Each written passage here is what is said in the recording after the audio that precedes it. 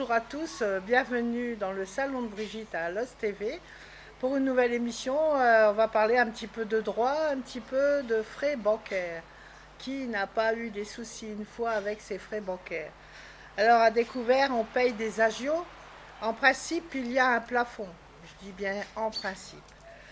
Alors sachez que vous pouvez payer parfois 20 euros pour le refus d'un chèque ou 24,99 € pour le refus d'un prélèvement. Alors sachez qu'avec la crise, le taux de 38% des Français vivant à découvert a explosé. Avant, nous étions 38% de Français à vivre dans le découvert et maintenant nous sommes pas loin de 70%. Voilà, depuis le début de la crise du Covid.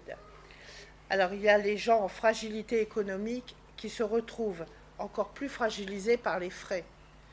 Voilà, ils n'ont déjà pas beaucoup pour vivre et la banque leur rajoute des 20 euros pour ceci et 30 euros pour cela. Mais ils ne s'en sortent pas justement à cause des frais. En moyenne, 300 euros de frais bancaires par an. Mais il y a des trous dans la loi. Certaines personnes se voient infliger jusqu'à 2000 euros de frais par an. Bien sûr qu'après réclamation très longue, elles arrivent à obtenir gain de cause pour que leur cas soit étudié, mais en attendant, elles ont dû faire avec les problèmes. Certaines banques appliquent la loi, mais d'autres non. Ça rapporte quand même 6,5 milliards aux banques. Donc pourquoi ils vont s'embêter?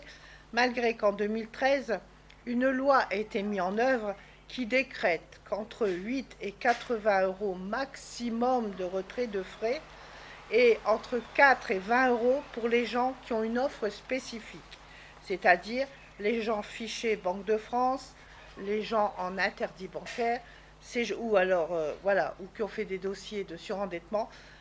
Ces gens-là, on n'a pas le droit de leur prendre plus de 20 euros par mois. Donc si vous êtes dans cette situation et qu'on vous prend plus de 20 euros, allez voir votre banquier et expliquez-lui que la loi de 2013 vous donne certaines priorités. Alors il faut savoir que sur les banques en ligne, les cartes bancaires sont gratuites. Les commissions d'intervention aussi. Il n'y a pas de frais de tenue de compte. Les retraits sont gratuits et il n'y a pas de commission d'intervention non plus. Donc certaines personnes un petit peu en difficulté avec le système bancaire normal, on va dire, se tournent maintenant beaucoup vers ces banques en ligne.